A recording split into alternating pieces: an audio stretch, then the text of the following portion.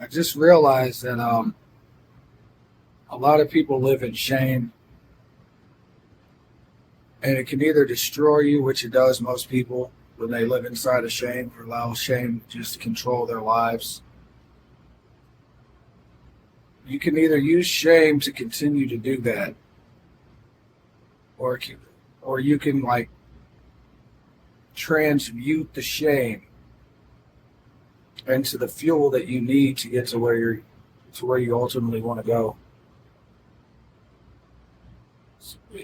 It's the only catalyst that it brings about this lasting change.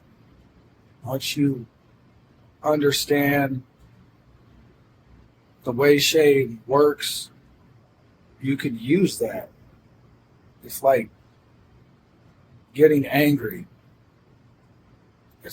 Anger can destroy somebody, or you can get so angry that you will use that fuel to never endure, never go through certain things. It'll make you so angry that you're not going backwards. You're not doing the same thing over and over, whatever it is. You got to use that same transmutable energy when dealing with shame. You have to be angry that you're even shameful, and use that. If you're overweight and you're shamed, you use that as motivation to never feel that shame again, to get into the gym, to take a baby step, whatever that is, whatever that looks like. I know every single time that I recognize a pattern, it has to be followed up with a baby step. Like an addiction, when you're trying to get out of a full-blown addiction, it starts with a baby step. It starts with just one little tiny step, and then another tiny step, another tiny step. And once you begin to build up weak areas in your life, it starts fortifying other areas. You begin to get stronger in other areas of your life. Once you start building something up, you naturally just get stronger in other areas. You'll be able to handle different situations better because you built this one area up. In order to break an unhealthy pattern, you must first realize the pattern and then interject a baby step. That's the whole key there.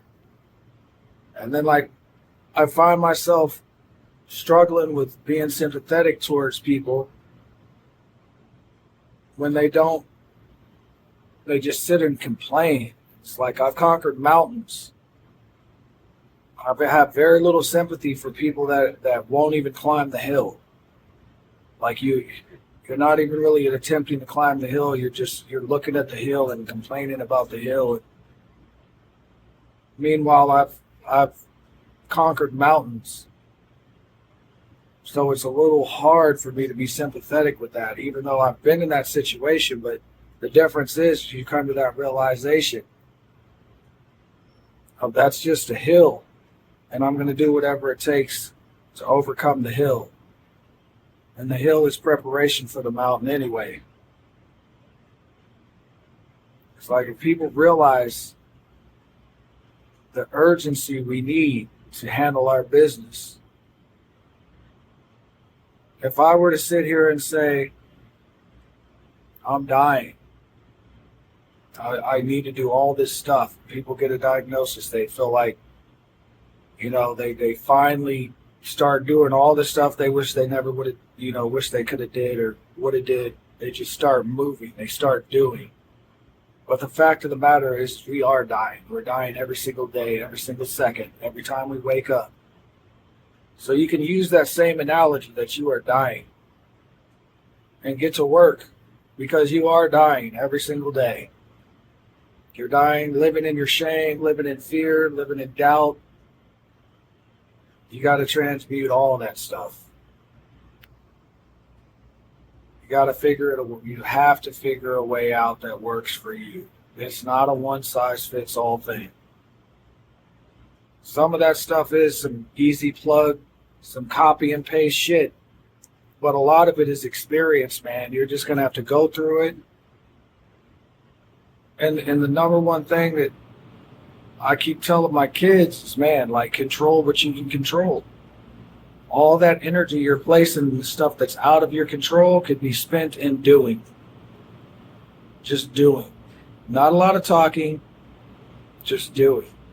If all your energy is focused over here on all this stuff you can't control whatsoever, all that time, all that energy spent over here, you could be over here doing. Even if that doing in is one little step, is still doing. It's not focusing your energy in something else. That's all I got for you.